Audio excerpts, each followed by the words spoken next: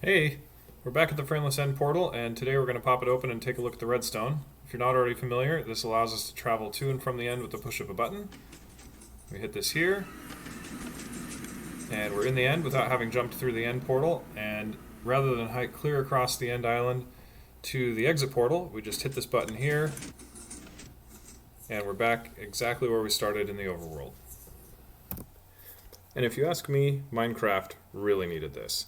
I know it's subjective, but in my opinion, the end portal does not lend well to being incorporated into a base. The block palette is just so different from anything you might be blending it with, and unless you destroy the spawner that comes with it, you have silverfish in your base. So the goal with this build was to create something that would take us from the overworld to the end and back again, leaving the end from the same place we arrived from so we don't have to hike clear across to the exit portal. We don't want to use command blocks because we want it to be survival friendly. We don't want to use exploits that may or may not be in the game for very long, like translocating pistons. And we want it to look cool enough that we can incorporate it into our base. So no visible redstone and no blocks that look odd or out of place, like the bed we'll be using. Okay, so we'll start with the easy part, which is getting from the overworld to the end. And we do this by putting an ender pearl in a stasis chamber next to the end portal and launching it into a block slightly above the end portal, so that when we materialize, we fall down into the portal. And I'll demonstrate it here, but watch how we get a quick glimpse of what's right in front of you before you fall through the portal. That we don't want. We don't want it to look like you've been thrown over the exit portal with an ender pearl. So we're going to replace everything with black concrete and toss another ender pearl in here. And this time, there we have it. But like I said, that was the easy part. We now need to somehow get all the way across to the exit portal, and it'd be nice if we could do it by pressing a button here like we did in the overworld, so that when we arrive, we leave from the same place we arrived at. But that means we need to get an ender pearl through the end portal, all the way across the end island, and held in stasis at the exit portal. And we can't use the same trick we used in the overworld, because anything that we build right here is going to be destroyed by the ender dragon. So we have to come at it from the bottom, which incidentally helps us. If you throw an ender pearl at the bottom of the end portal, or the exit portal rather, you go straight through.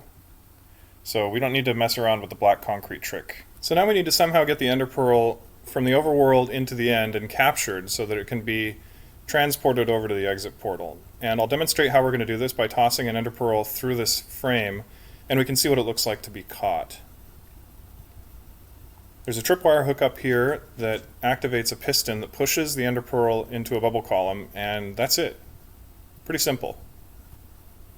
And over here we have the whole thing wired up. The ender pearl will be pushed over to this launcher, which will launch it vertically through the end portal. We just stand below, hold right click until 2 ender pearls have been thrown, and the upward launcher throws it into the end. And we can push this button here to launch ourselves. And here we are in the end with our ender pearl having been caught in the bubble column. Now we just have to get it across the end island to a stasis chamber under the exit portal. And that's what this is. We now have the vertical bubble column connected up to the horizontal conveyor. Once the ender pearl comes through the gate, it will rise up to the top here, and this conveyor will move it horizontally across toward the exit portal, all the way until it can't go any further than this, and the ender dragon would destroy it. So it's at this point that the ender pearl will be launched through the air, through the middle of this obsidian column, and down to a horizontal conveyor that'll complete the trip underground.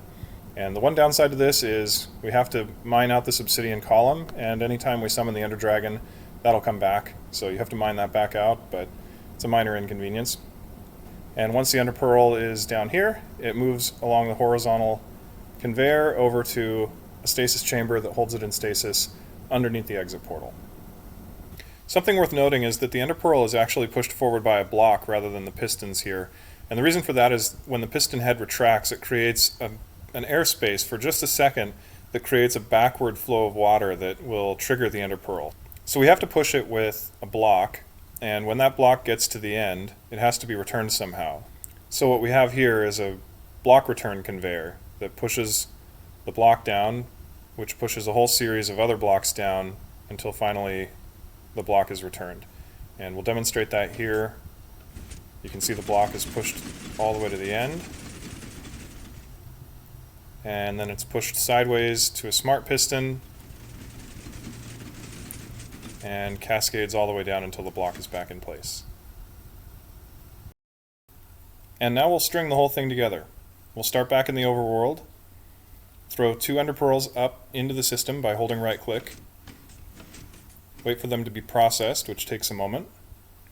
Ender pearl needs to be launched vertically into the end, and then we'll push our button. We're teleported to the end, and we can see that the other ender pearl is caught, moved up to the horizontal conveyor,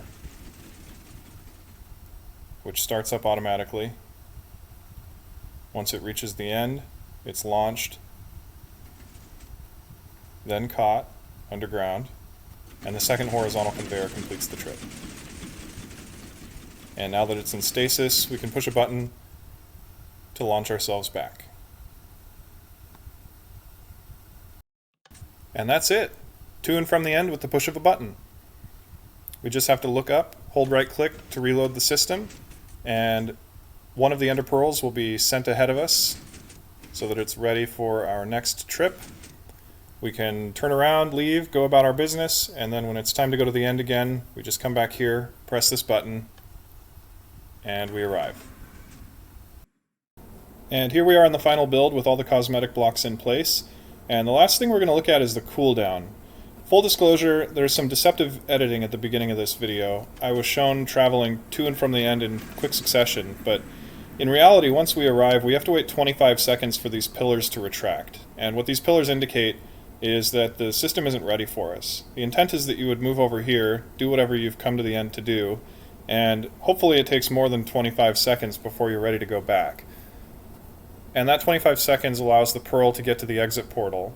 But once it arrives, the pillars retract, and we can press this button again, return to the overworld, and then we just have to look up, hold right click to reload the system, and we're good to go again. And now the system is primed and ready, so if we leave the area and come back, it's ready to go. We just push a button, and we're in the end. That's it for now. World download in the description, and if this appeals to you, please consider subscribing, and I'll see you in the next one.